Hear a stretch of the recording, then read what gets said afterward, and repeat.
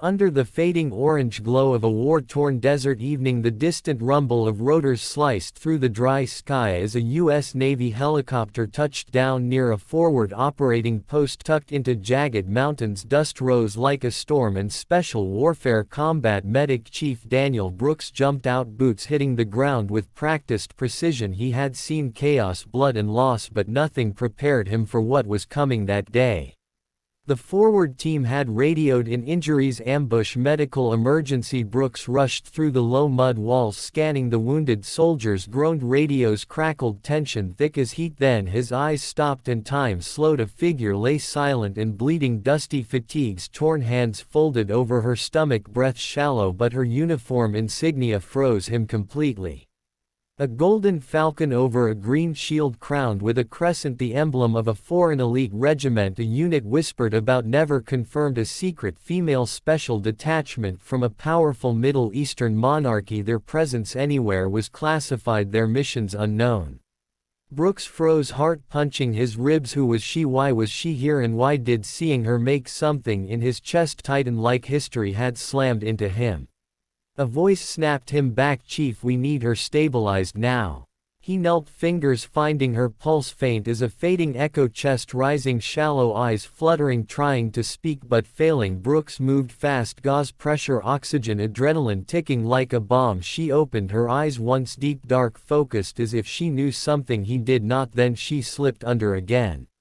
"Who brought her in?" he barked.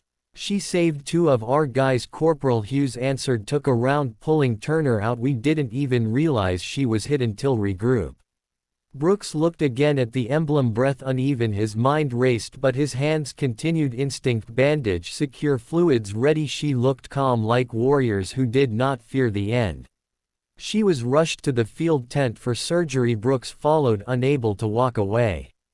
Inside she woke suddenly, gasping, eyes alert. "Enemy inside," she whispered, voice cracked. "Who? Tell me." Brooks leaned close. But she faded again. Night fell, battlefield quieted, uneasy and heavy, yet Brooks could not shake those words, "enemy inside." Later the mysterious soldier woke again, staring straight at him. "You're the medic," she breathed. "And you saved my men," he replied. "I was never supposed to be seen," she whispered. "Too late for that." Her name faint under the emblem, Lieutenant Samira al-Rashid. Brooks froze. Rumors, intel, whispers, royal trained, covert, female task force, ghost soldiers, unknown, unseen, deadly, real.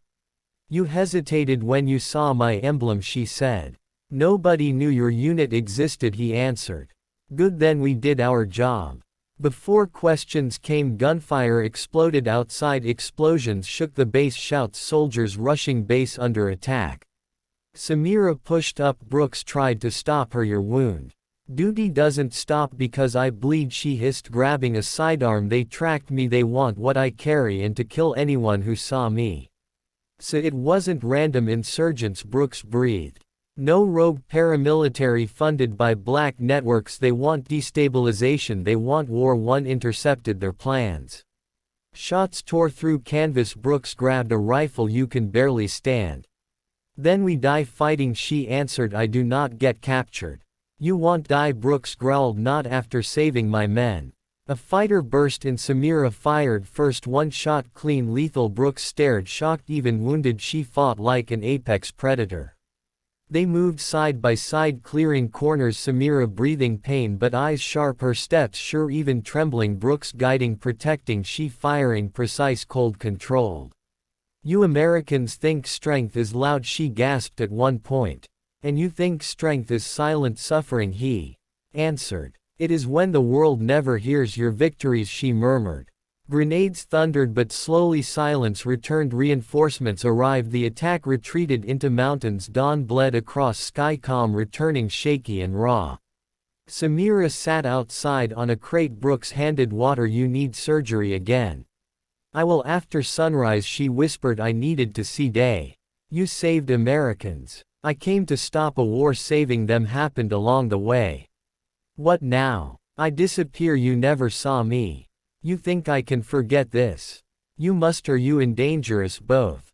She stood limping, hood up. A silent aircraft waited beyond ridge. No flag, no markings, invisible like her mission. Samira Brooks called. She paused. World needs people like you, he said quietly. World can never know, as she replied. Some battles are meant to stay hidden. She walked dust-swirling boarding aircraft. She looked back once, eyes locking with his. Not romance, not fear, but respect, duty, bond of war. If fate crosses again, she whispered, remember, silence protects more lives than bullets. Then she disappeared, sky swallowing her presence like she never existed. Brooks stood alone in sunrise dust settling. The base returned to routine. Soldiers spoke of a mysterious fighter, but there would be no report, no file, no record, only a medic who froze at a secret emblem and a silent warrior who bled for peace unseen. Some heroes don't wear flags. They protect them quietly, fiercely, unseen.